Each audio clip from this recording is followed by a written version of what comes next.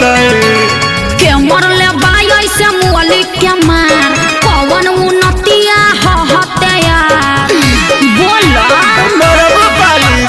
के मरले बाई ऐसे मुअली के मार कौन उन्नतिया हते यार। अरे डरो करत रे आ गली में तोरा धरैनी रे कैसे भाई से तोरा पिटैनी रे।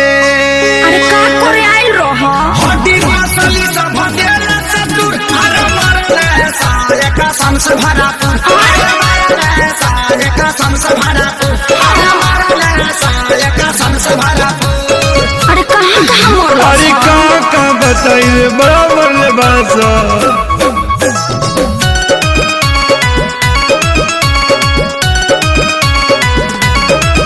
मुँह खोला होट बलेटवा खिया दी अब नया राजा हरदी पिया दी। ढेर पालिश मरद नहीं झरला पानू न गारा बात मीठा मीठा जानी कारा।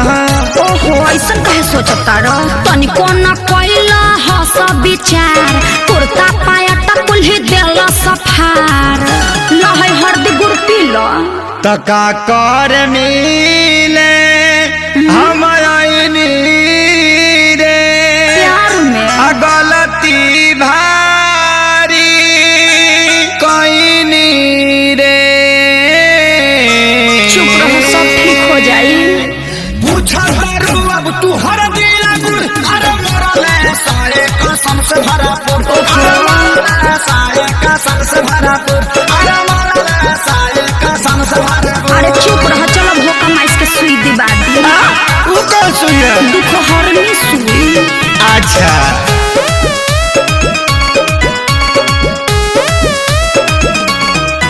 मरल सन जैसे मारे कसाई पापी हो बड़ी बारे सभाई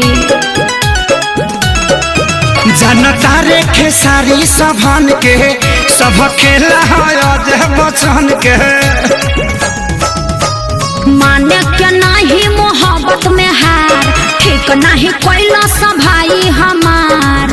अरे हेंगा कोई मारेला अरे इज्जत अपन हम लुटैनी रे आ सोनू के बात में पड़क गईनी रे। रहे के गायब तो तोरा से दूर अरे मरले सारे कसम से भरा। अच्छा चुप रह। मरले सारे कसम से भरा अरे मरले सारे कसम से भरा। अरे बाप रे बाप दर्द होता। अरे लावा अमर लाता के पाता साट दी।